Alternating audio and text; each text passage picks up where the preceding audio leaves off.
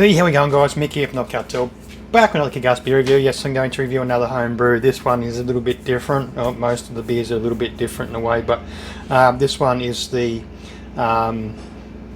first real go at a different type of co-pitching. It is the PHUNK Sequential Inoculation Farmhouse Sour, using both wild brew Philly sour from Element and the French saison yeast from Mangrove Jacks. A little bit of a process involved in doing this. There is a little bit of I won't say backlash, more of a discussion. Some like to turn into an argument. There's quite a few of us that actually done this this certain way, and it's worked out quite well. There's no reason why you can't do it.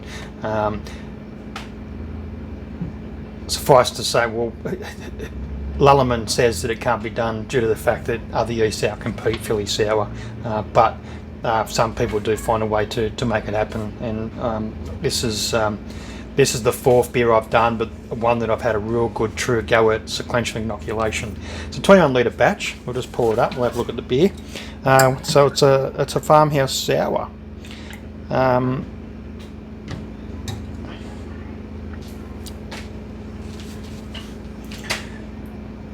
Clarity's there. It's reminds me a lot. The colour reminds me a lot of. It's a little bit darker than the actual commercial, but the saison DuPont is a rather clear beer. It's got really good clarity. One of my favourite beers when I grab it.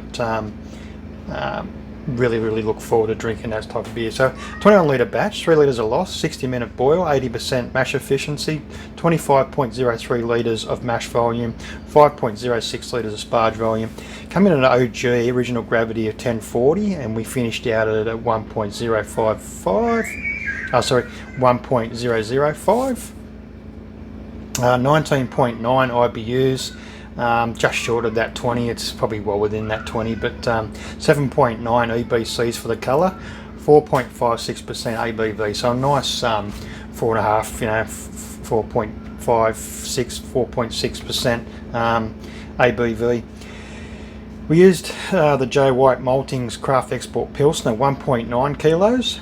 Then went on to use the Compass, the Cooper's version of the Compass ale malt.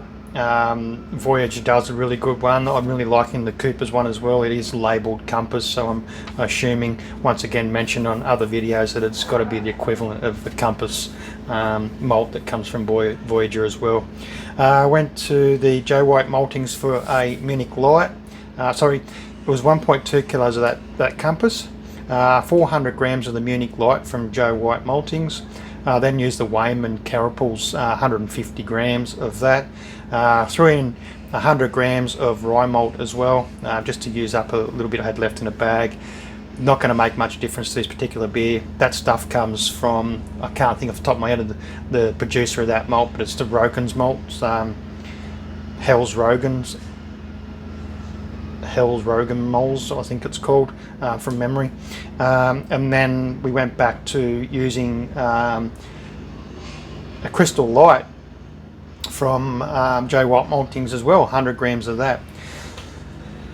Mashed step 1, 65 degrees, mashed out at 75 degrees. We used 14 grams of Magnum at the top end at 60 minutes. And then into the fermentation chamber. This one was cubed as well, sat for a bit in a cube and then went into the fermentation chamber. Started off with the Lullerman's Wild Brew Philly sour yeast, just one packet of that. After about 3 or 4 days, we then came in with the Mangrove Jacks French saison yeast, just to round out and chew through the rest of the sugars. Just dosing up that Philly sour yeast on day 3, heading to day 4, just to give it a little bit more of a feed, to boost up some of those lactics, and then introduce that French saison. Brewed for starting at 20 degrees, and we slowly moved it down to 16 degrees over the 10 days. The notes say experimental farmhouse sour using a yeast co-pitch technique. Beginning by using the Philly sour as a primary yeast for the first 3 days, that's 3 to 4 days, and then pitching the Bell saison equivalent. This one we use the French saison from Mangrove Jacks. and continued on for the remainder of the fermentation, while allowing that yeast to chew out the rest of the sugars. Mixed style beer falls under the 34B category. 34B is where this beer sits really, really well. Everything that's been done in the process, everything that comes from this particular beer, the colour, the taste, everything sort of falls well within that 34B category of the BJCP guidelines. Aroma.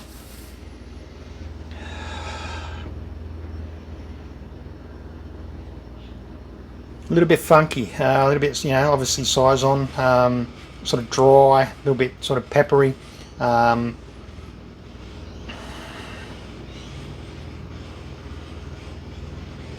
Getting a little bit of horse blanket there as well, which I pick up in some of the commercial styles of saison. It's not if it's overwhelming, I don't really particularly care much for it, but when it's just sort of a hint of it there, it does actually fit the beer quite well. Obviously that sour note coming across as well, so I am picking up the lactics in that.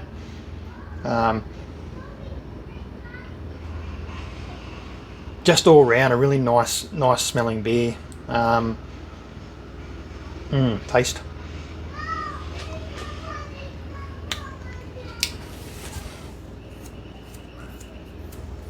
The sequential inoculation of these two yeasts works really well. I think it's more just my style really with the way that it works out in the particular beer, the way I've done it. These sort of left field things are really how I like to build my beers, produce my beers, and experiment. This beer just,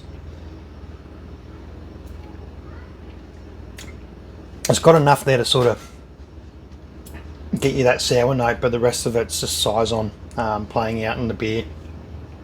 So that sourness, that lactic's really sort of there, prominent in the beginning, but it fades out really quick. It's not like the other sort of traditional or the say main line sort of mainstay sort of sours that I'm doing here in particular.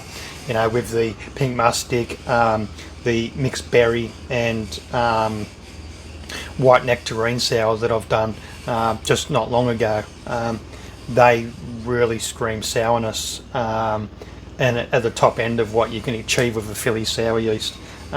This particular beer is a little bit more subdued. And get that more of that saison coming across. We're just about to do a Lichtenhainer beer, which is a historic German beer where they used smoked malt. A lighter style of malt you can do with it, the better. There's a few out at Gladfield. I think there's a Manuka smoked through Gladfield. There's a Manuka smoked Pilsner, Manuka smoked two-row, Manuka smoked Munich. I think there might be possibly as well. It could be another supplier that does that one. Plenty of Manuka smokes out there. There's I think Gladfields or one of the other ones that are quite prominent in the market do a red gum. Australian hardwood red gum smoked malts. They're all really good. So I'm doing the Lichtenhainer, but I'm doing it with Banksia cones. I've just finished smoking the Joe White Pilsner malt over Banksia cones. So it was a slow sort of a very slow, cool, cold sort of smoking that I've done with that. I think we reached internal temp on the vessel was around about 55 degrees was probably the most amount of heat that actually come into it, but what gets drawn in along with the smoke is a fair bit of heat. I see some of these guys that they're home smoking their malts going in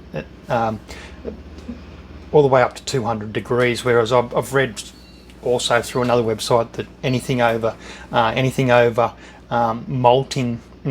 over mashing temps can destroy the grain itself. So I've kept it as low as possible. I probably wouldn't go any higher than 70, 75 at the most. But we reached about 55 with that cold smoking. So it's going to be interesting. It's pretty basic. It's just smoked malt, wheat malt, and it is traditionally smoky and sour as well. We're going to do the same thing with that one, so that's why I've sort of led into talking about that beer. We're going to sequentially inoculate the Lichtenhainer beer, because I had one recently and I absolutely loved it. It's such a simple beer to make. The hardest thing's either doing the home smoking yourself, or just go and purchase it and go from there. Making sure that you follow the same process with the sequential inoculation, so that you get that both of those elements from the yeast that you're using, and something that's not going to dominate too much with the smoke. I may have over smoked it, but that can also just be 4.5 kilos we smoked. We can sort of thin it out a little bit with just some normal malt, just some non-smoked Pilsner malt, and then some wheat malt. So look out for that one. That video is coming up very soon. We might actually do a brew day video with that Lichtenhainer smoked beer, German historic smoked beer, slight sour note. See how we go. Anyway, that's a winner. I'm really glad I gave that one a go. I am probably more enjoying the sequential inoculation or co-pitching using the Philly over just using Philly straight up. So definitely worth a go. If you're scared to do it, just do a small batch and see how you go with it. I definitely recommend having a go at sequential inoculation or co-pitching using Philly. It can be done. Cheers.